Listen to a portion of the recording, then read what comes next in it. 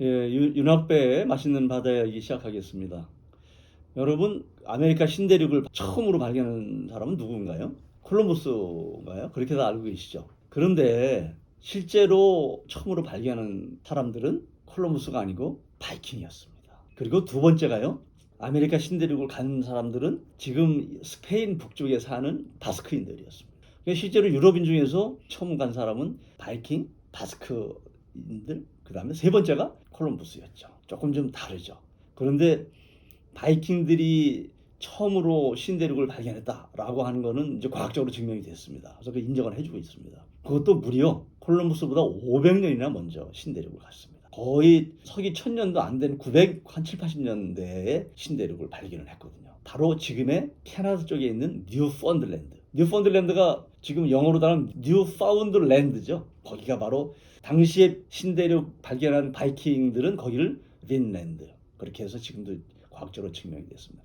여러분 바이킹 하면은 유원지 가면 이 바이킹 배도 있지 않습니까? 그런 식으로 그 2, 30m 되는 그런 배거든요. 큰 배라고 해요. 그 배를 타고 5,000km를 항해를 해가지고요. 노르웨이 덴마크에서 뉴펀들랜드까지 5,000km거든요. 물론 이제 바로 간 건 아니죠. 처음에는 페로 아일랜드라고 하는 섬을 가서 그 다음에 아이슬란드를 가서 그 다음에 그린랜드를 가서 그 다음에 뉴펀들랜드를 갔죠. 그 간 거리가 무려 5,000km. 대단하죠. 지금으로 봐도 그 지역은요 엄청나게 험한 지역입니다. 파도도 높고 바람도 세서 풍력 발전에 아주 최적기라고 하는 데가 그 지역이거든요. 엄청. 근데 그 옛날에야 이 노 젓는 거 아니면 돛단 아니겠습니까? 그밖에 없던 그 배를 가지고 아무리 바이킹이 용맹하고 뭐 끈질기고 인내가 있다 하더라도 정말 지금으로 보면 대단한 여정이었을 거다. 여러분 바이킹이라고 하는 의미는 위크, VIK, 위크가 협곡, 골짜기라고 하는 원주민들의 말이에요. 그러니까 바이킹은 협곡에 사는 사람들, 골짜기에 사는 사람들이라는 뜻입니다. 지금 보면 뭐 우리 노르웨이 뭐 스웨덴 또 덴마크 이런 데 보면은 옛날 그 빙하가 막 이렇게 깎여 나와가지고 골짜기들이 엄청 많잖아요. 그래가지고 세계에서 섬이 제일 많은 나라가 다 어디냐면요. 노르웨이, 스웨덴, 핀란드가 섬이 제일 많은 나라. 한 20만 개씩 돼요, 섬이. 그 정도로 엄청나게 그 협곡이 많죠. 그 협곡을 위크라고 합니다. 그래서 위크에 사는 사람들,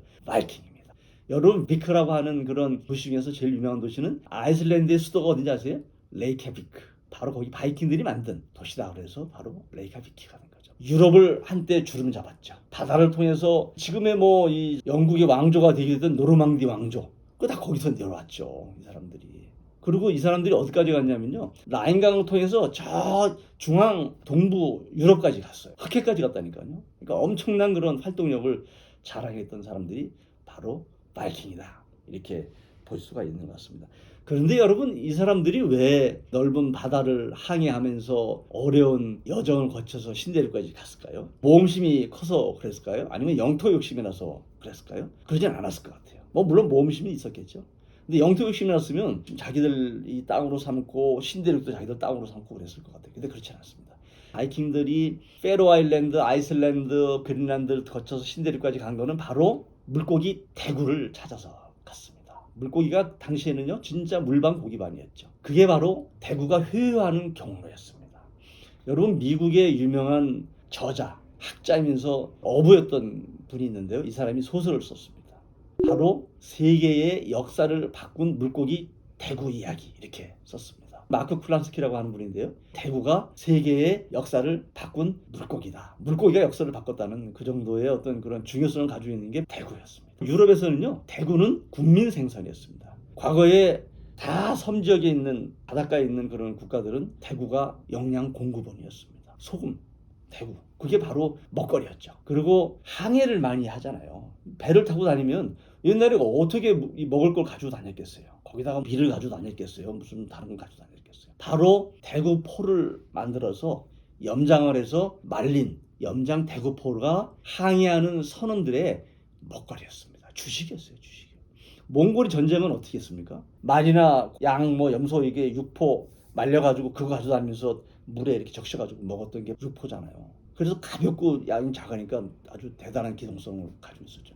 같은 게 몽골에 육포가 있었다면 유럽에 바이킹들에게는 대구포가 있었습니다. 대구포는요 바이킹들의 생명줄이었습니다. 바이킹들이 대구를 쫓아서 그 5,000km나 되는 먼 거리를 가서 엄청나게 많은 대구를 잡아서 염장을 해서 말려서 다시 유럽으로 가져왔다. 그래서 돈을 엄청나게 벌었다 그래요. 근데 이 사람들이 왜 신대륙 발견하고 한 게 많이 알려지지 않았냐면 기록을 잘 남기지 않았고, 그리고 그 사람들이 돈을 자기들이 독점을 하기 위해서 바깥으로 알려지는 것을 원하지 않았다 그럽니다. 이 사람들이 또 영토 욕심도 없었어요. 대구만 잡아서 자기들이 대구포만 만들면 되기 때문에. 그래서 실제로 많이 알려지지는 않았지만 지금 첫 번째로 신대륙을 발견한 사람들은 바로 바이킹들이었습니다. 지금 그러고 보면 바이킹들이 참 세계 역사에 아주 큰 족적을 남겼죠. 지금 우리 트럼프 미국 대통령이 그린랜드를 미국의 영토로 다시 하겠어 라고 뭐 이렇게 이야기를 하지 않습니까? 바로 바이킹들이 그린란드, 아이슬란드를 발견하지 않았으면 지금 덴마크 영토가 됐을 수가 없죠. 바이킹들은요 엄청나게 세계 역사에 큰 족적을 남긴 민족이었습니다. 물론 아주 나쁜 짓을 엄청나게 많이 했죠. 그래서 그런 역사적인 평가에 대한 건 별개로 하고요. 오늘은 바이킹이 가지고 있었던 바다와 역사적인 어떤 그런 관점에서 바이킹에 대한 이야기를 여러분과 같이 나눠보았습니다. 감사합니다.